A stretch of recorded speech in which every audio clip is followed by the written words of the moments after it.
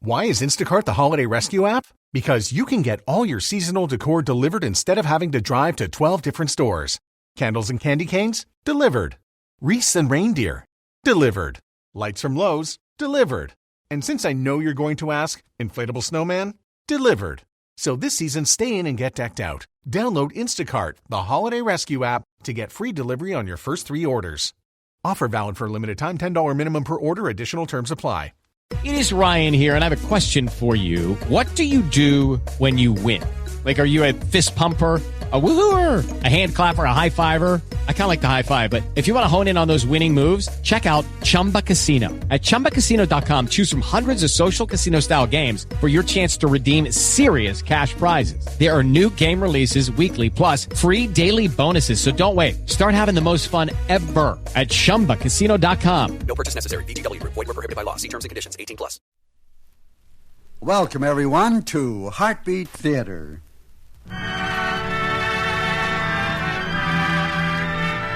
This is your host, C.P. McGregor, inviting you to be the guest of the Salvation Army for the next half hour. Our star this week is Monty Margetts.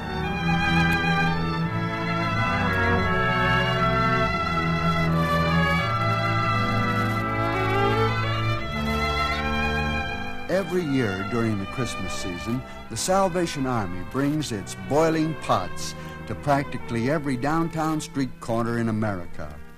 Have you ever wondered where these kettles originated? Whether there's a story behind them? Well, there is. Told in our story this week, The Kettle, written for Heartbeat Theater by Milton Kahn. Starring Monty Margetts as Major Catherine Parker, here is Act One of The Kettle.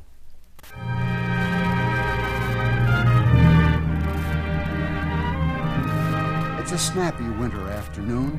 Crowds of Christmas shoppers fill the sidewalks as their cars fill the streets. An island in this sea of people and traffic, a Salvation Army lassie stands beside her kettle, ringing her bell in expectation of some Christmas charity. Oh, bless you for your generous contribution, sir, and a Merry Christmas. Oh, I always figure there's someone who needs it more than I do. Oh, there is indeed. Especially this time of the year. Well, it'll help bring true Christmas cheer to someone who will appreciate it, I can assure you. I hope so. Mind if I wait here? Oh, no, not at all. Wife's doing some last-minute shopping for the youngsters, and I'm supposed to meet her here at 8:30. I still have a half hour to wait. Well, nothing to do but relax and hope she'll be on time. I'm sure she will. Oh, God bless you, and a Merry Christmas. There's quite a nip in the air tonight. Yes, there is.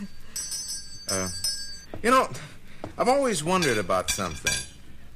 Like, ever since I saw my first Christmas kettle when I was a kid... Oh, Merry Christmas, ma'am. God bless you. Oh, I'm sorry. What was that?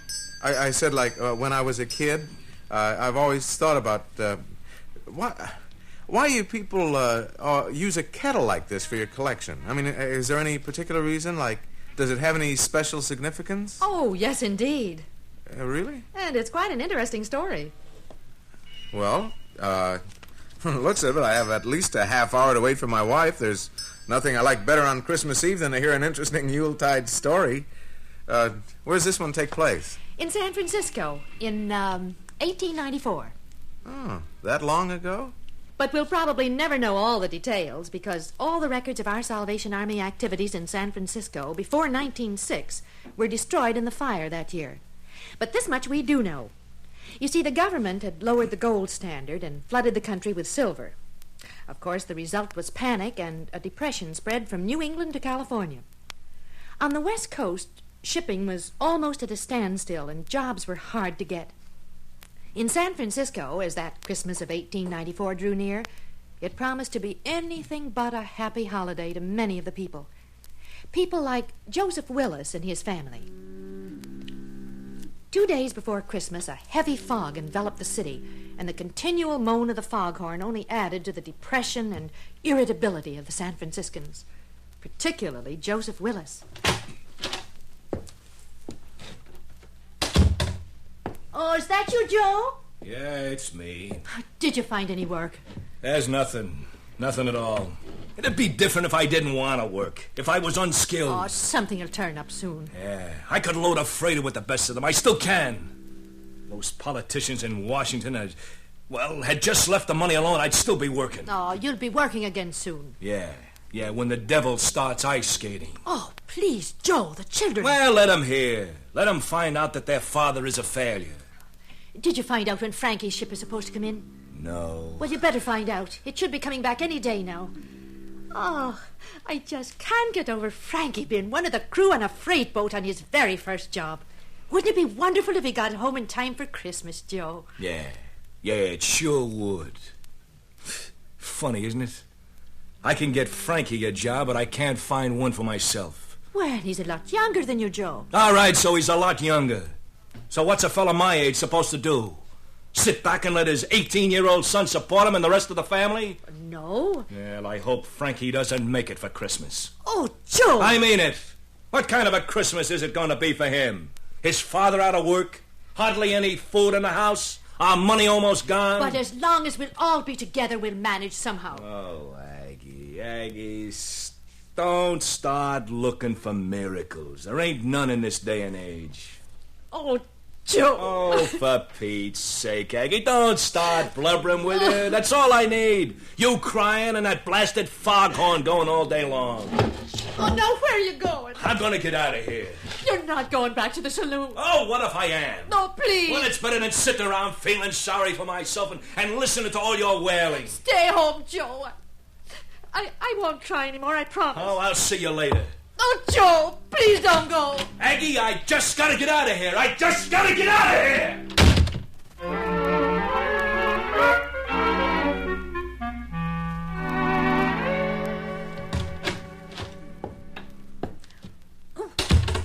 Prayer meeting over already, John?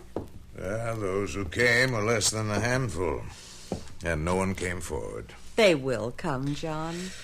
Yes, they will come, but if only they would come now when they're so badly in need of our help. I was watching the men standing around on the docks, and many have lost their spirit, Catherine. They're in danger of losing all hope, too. I know. Oh, they'll come into our Salvation Army feeding station on the docks for a sandwich and a bowl of soup, but that's all the help they'll accept from us.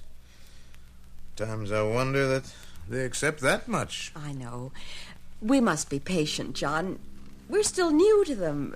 They have to learn to know us. New? Catherine, the Salvation Army's been doing its work here in San Francisco for 11 years now. For ye have need of patience, that after ye have done the will of God, ye might receive the promise. It's difficult not to forget those words when your heart cries out to help those who will not come to you for help. Yes, come in.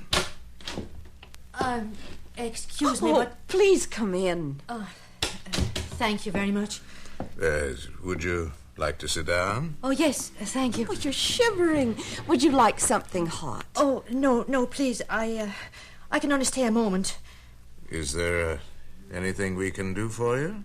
Well, I don't know. They told me... I mean, they said that you Salvation Army people help people when they're in trouble. Well, we do. We do all we can. Are you in some sort of trouble? Oh, no. There now, my dear, don't you cry. Just tell us what's troubling you. Oh, I'm so sorry. I didn't mean to carry on like this, but I just don't know what to do. Well, if you tell us what's wrong, we'll try to help you. Well, it's my husband, Joe. Joe? Joe Willis. He's a dock worker. At least he was until 6 months ago. Oh? But he hasn't been able to find work since then. We had a little money saved up, but... Yes, go on. Well, it's the saloons. Oh, no. Oh, Joe's been trying to get work. He really has. But there's no work anywhere, and he gets so discouraged. So he tries to forget his troubles and drink, huh? Now, Joe's a good man. He's a good husband and father when times are good. But now with things the way they are, he spends all his time in the saloon. I begged him not to go anymore. I've told him that we don't have much money left, but he won't listen to me. And now we don't even have enough to get the children Christmas gifts.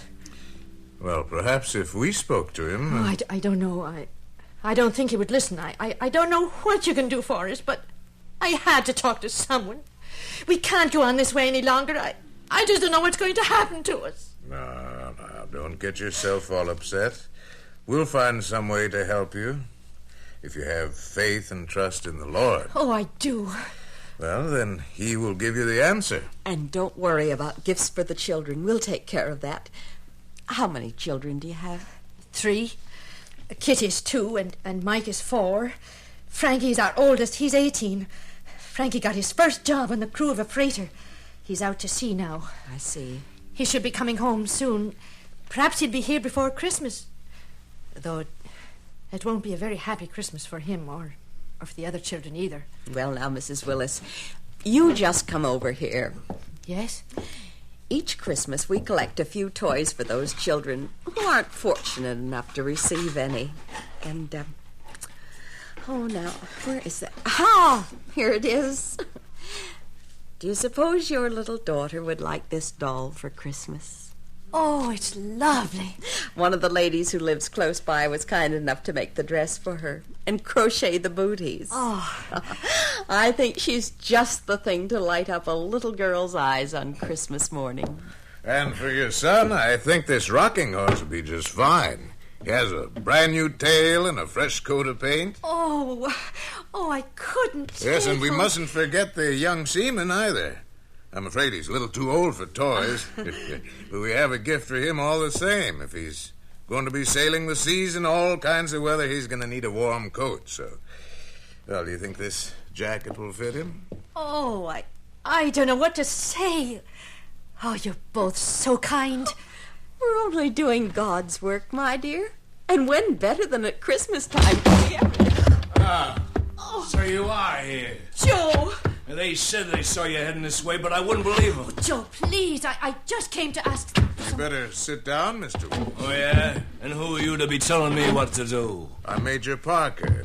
So long as you're here, you'll do as I say. Well, I ain't staying. I just came to get this wife of mine to Mr. go Willis! sneaking down here when my back's turned. What are you doing in a place like this anyhow? I just wanted to talk to somebody. Well, you can talk to me. I'm your husband, ain't I? Mrs. Willis came here to ask our help. Well, we don't need your help. When a man spends his money on drinking... Oh, so she told you that, did she?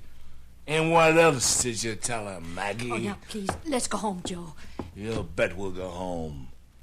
Just a moment, Mr. Willis. What's on your mind, mister? I would like to talk to you. Well, I ain't so sure I want to talk to you. Then I suggest you just listen. Your wife has done nothing wrong by coming here. That's for me to say. She only came to ask our help. Well, I told you we don't need your help. We ain't beggars yet. Mr. Willis... Maybe I haven't been able to find work, and maybe we ain't eating like we should. But that's no reason why we got to take a hand out from a bunch of psalm singers. Joe! Oh, I'm so sorry. Oh, Joe didn't mean that. It's only when he's been drinking. All right, my dear, we understand. Mr. Willis, you evidently feel there's something to be ashamed of to ask for help when you're in need. I'd like to tell you something our leader, General William Booth, said at our Grand Jubilee in New York just 2 months ago. General Booth said, "It is not wickedness to be reduced to rags. It is not a sin to starve, to pawn a few sticks of furniture to buy food and pay the rent. It is a misfortune that comes to people, honest and good people, in hard times when work is hard to get." He also reminded the gathering there is such people that we have devoted our lives to help. Yeah. Ain't that real noble of you? Well, you can just save your help for somebody else. We don't want any. Come on, Aggie. We're going home. Oh, all right, Joe. Thank you for letting me talk to you, Major Parker and Mrs. Oh, Parker. come back any time, my dear. Thank you. Goodbye. Oh, Mrs. Willis, Yes? you forgot the gifts for your children. What gifts? Well, we just gave Mrs. Willis this doll and rocking horse for your children on Christmas. And this jacket for your son, Frankie. Oh, it is it? Well, I don't want the jacket. Or the rocking horse. Oh, Joe! Or the doll. Oh, no! Now leave us alone, will you? Leave us alone!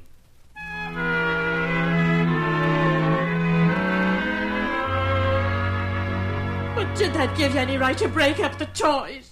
Kitty would have loved that doll, and Mike would have loved the rocking horse. All right. So they would have liked him. But I ain't taking charity from nobody. Not even those... Now, don't you say that again, Joseph P. Willis. What a terrible thing to say. Especially to people who are so good and kind and want to see us have a little happiness on Christmas. Don't you think I can take care of my own family? Can you, Joe? Of course I can. How? By spending half your waking hours in the saloon? Is that how you're going to take care of us? So you're back on that again. Next time you be calling me a drunkard. Oh, no, Joe, I wouldn't. Why don't you go back to those friends of yours and ask them to pray for my soul? They said they wanted to help you. All right, let them. Now, Joe, listen to me, will you please? You don't have to knock the door down. It's open. Mr. Willis, what are you doing here? I have something to tell you. Well, I don't want to hear it. I've heard enough from you already. Well, I think you better hear this. I told you I don't want to hear it. But you don't understand. I understand, all right. Looks as if we don't want your help. You just shove it down our throats. Well, you can just forget about me, see? When I want your help, I'll ask for it. But that'll be a long time. Oh, Joe, please don't go out. Mr. Willis, please wait. I'll be back later. Oh, I'm so sorry, Major. He just isn't himself. He shouldn't have left. I have some news for him. Yes, what is it? A freighter was wrecked just outside San Francisco Bay. Oh, a freighter? They're bringing in the crew now. That freighter, is it... what? Yes, Mrs. Willis. Your son Frankie was on it.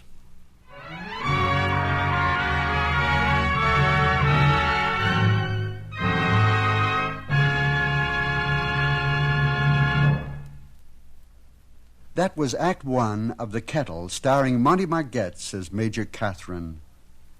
Let's regard the Christmas kettle of the Salvation Army for just a moment, not as to where it came from, but what it's for. There are thousands of people every year who, because of lack of funds or work, or frequently both, because of illness or having to recuperate from illness, because of lack of family or friends, can have no Christmas or a meager one at best. The donations you leave in the Salvation Army's kettles go towards providing dolls and toys for children, food, clothing, and little presents and remembrances for needy older people. The Salvation Army makes a tremendous effort to see that as many of these people as possible are helped. The extent of their help is based primarily on your generosity. So please, when you pass the kettles of the Salvation Army, be unstinting in that generosity. Make another's Christmas as merry as yours will be. Now, Act Two of The Kettle, starring Monty Margetts as Major Catherine.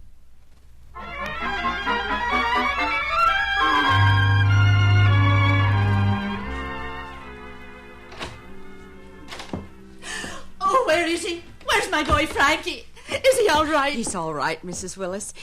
He's in there. Oh, thank God. Thank God. I must go to him. Her boy was fortunate, John.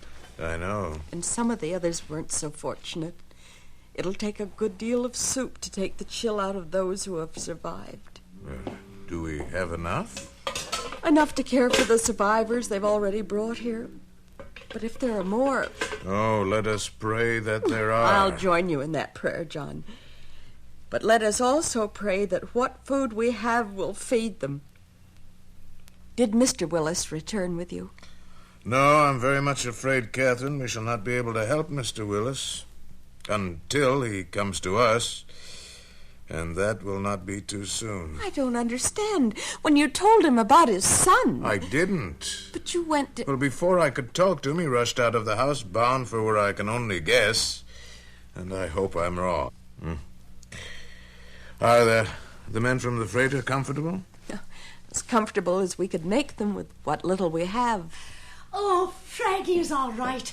He's still shivering from being in that cold water so long, but he's going to be all right. Of course he is. As soon as he gets some of this good hot soup, he'll feel much better, Mrs. Willis. Oh, what can I do? Anything. Mrs. Willis, some of the men are still unable to feed themselves. If you would... Of course. And I can take care of Frankie at the same time. Now, you just get me an apron, ma'am, and start ladling out that soup.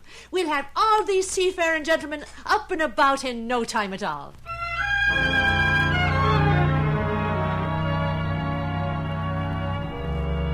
Catherine? What is it, John? They're bringing more in. More? You mean that... After the fog lifted, they found more men lying unconscious among the rocks. We better get that soup kettle going again. But, John, we can't. Why not? We're all out of ingredients. There's nothing to make soup with. Yes, and the kettle is almost empty, too. Well, then we'll just have to get some more, that's all. But I don't know how or where. Oh, I wish there was something I could do, Major. No, thank you, Mrs. Willis. You've done more than your share already. But what are you going to do? I don't know, but there must be a way. There is, John. Remember the words, have faith and ye shall find? Yes, Catherine. He will show us the way to fill the kettle again. He has given us his help before, and he will... Wait. What is it? The answer's come to me. Yes, it might very well be the way. What? Agnes, bring that soup kettle over here. Oh, yes, Major Catherine. Oh, here it is. Thank you. And now we'll just get it scrubbed good and clean. Catherine, my love, would you mind telling me what it is that's going on in that sweet head of yours? It was you who gave me the idea, John. I? When you said that he would show us the way to fill the kettle again. And what way would that be? It's getting light outside. Soon the workmen will be leaving home for work. They're the ones who will fill the kettle for us. I'll go out with this soup kettle and stand on the corner near the shops. And when the men come by, I will ask them to drop what money they can spare into the kettle so that we can make more soup. Catherine. What man would refuse to help his needy brother at Christmas time? You stay here and give the Major a hand, Agnes. I'll be back soon.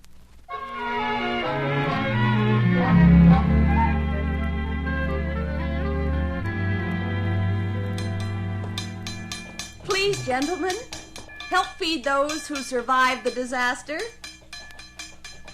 Keep the pot boiling. Every penny will help.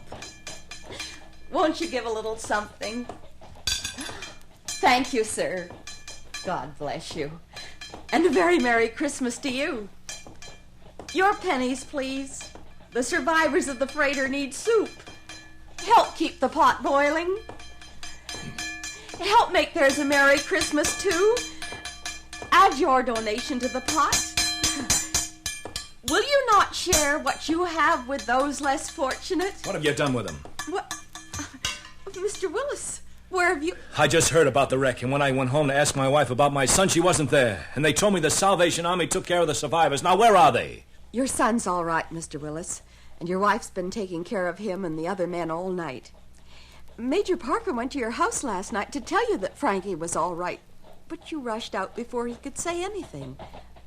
Mrs. Willis has been terribly worried about you. I'll bet she has. She expected you to come, and all night she kept hoping you'd arrive. Well, she was wrong. But don't Even you... if I knew where she was, I wouldn't have come. I told you yesterday I didn't want your help, but you figured maybe you could get Aggie to see things your way by helping Frankie, right? Is that how you figured it out, Mr. Willis? That's how I figured it out. Well, you were partly right. We did help Frankie and the other men who were on that ship. And so did many other people in San Francisco. What? Take a look in the kettle, Mr. Willis. Wow. Where did you get all that money? And where did it come from? From people who wanted to help your son. They didn't expect anything in return. It was just an act of Christian charity. You told us yesterday that you wouldn't accept charity from us. But I'm afraid your definition of charity is different from ours and from the people who unselfishly put this money in the kettle. Well, now, if you'll excuse me, Mr. Willis, I must get to the store and buy supplies so that we can furnish your son and the others with nourishment.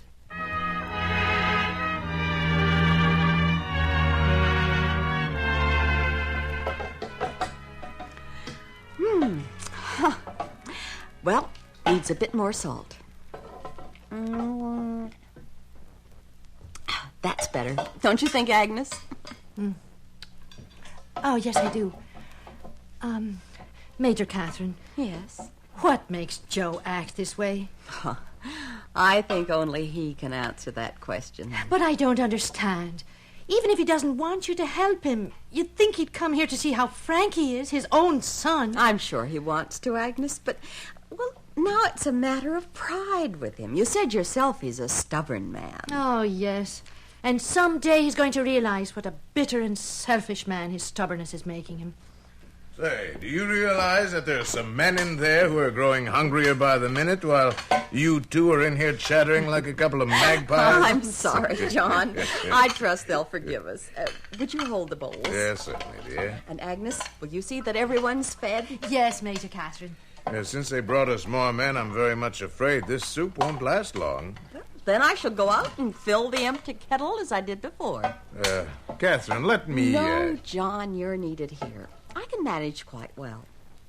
If you could have seen how unhesitatingly they reached into their pockets, John, well, it would have wiped away any doubts and discouragements you might have had about our work and its success.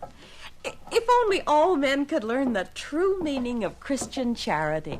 Well, is it too late for me to learn? Oh, Mr. Willis! Mr. Willis, we were hoping you would come. Well, I wanted to come when I heard what happened, but... Well, ma'am, I've been thinking about what you told me a little while ago about Christian charity. I mean, and how people had given you money to help Frankie and the others. Oh, Joe, where have you been all night? I was worried sick about you. I thought you were... Out getting drunk. Well, I think that's what I started to do last night, but then I got to thinking about how these people offered to help me. The more I thought about it, the more mixed up I got. Until the Major's missus here put me straight a little while ago. I guess I didn't understand, ma'am. Guess I didn't want any help from you and the Major because I'd have to admit I'm a failure. Oh, no, Joe, that's not true. Well, our money's almost gone. I can't find work. But you will. I know you will. You'll see. Well, it's never too late to begin. Tomorrow night we're holding Christmas services. Will you come? You'd be most welcome, Mr. Willis. And you too, Agnes. Oh, I'd like to come, Major Catherine. Would you take me, Joe? All right, Aggie. Thank you, Joe. Maybe the good Lord will show me the way out of our troubles. I think he has, Mr. Willis. I think he already has. Well, when the kettle was empty a second time, the Salvation Army lassie returned to the street corner once more. And in no time at all, men on their way to work were dropping coins in the kettle in answer to the lassie's plea to keep the pot boiling. It wasn't long before word got around that Christmas of 1894 about how a Salvation Army soup kettle had come to the help of the rescued seamen. And the Army began to receive many donations from people who wanted to help those less fortunate than themselves. So, since so many had opened their hearts as well as their pocketbooks, the Salvation Army repeated the process the following Christmas. But this time, not one, but 30 lassies up and down the West Coast sat by their kettles and asked the passers-by to keep the pot boiling. And 2 years after the first Christmas kettle was set up in the waterfront of San Francisco, the idea found its way to Boston, perhaps carried there by the grateful sailors who had shared the soup when their ship had crashed on the fog-shrouded rocks. So today, our Christmas kettles can be found wherever men of good faith share their hope and Christian charity with their fellow men.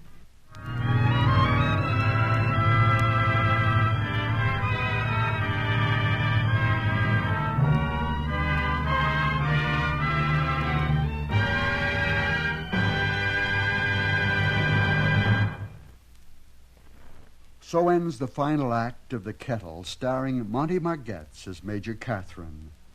Be sure and listen in again next week for another Heartbeat Theater story. Heartbeat Theater is a presentation of the Salvation Army and is one of the programs selected to be heard by our men and women overseas through the worldwide facilities of the Armed Forces Radio Service. Until next week, this is your host, C.P. McGregor, saying thanks for listening and wishing you the merriest of Christmas seasons.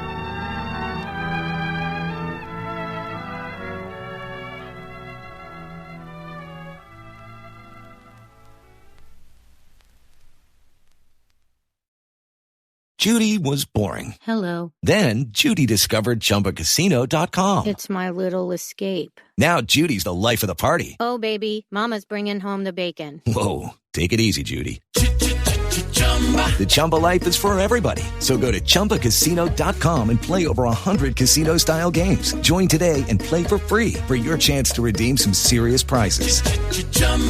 ChumbaCasino.com. No purchase necessary. Void where prohibited by law. 18 plus terms and conditions apply. See website for details. David's Bridal, where brides and bridesmaids get fabulously dressed. We let our friends pick out what we wear, show off our dance moves, obsess over every little detail, hold your hand through it all, smile bravely when it's time to let go. Make your dreams come true. The things we do for love. Only at David's Bridal.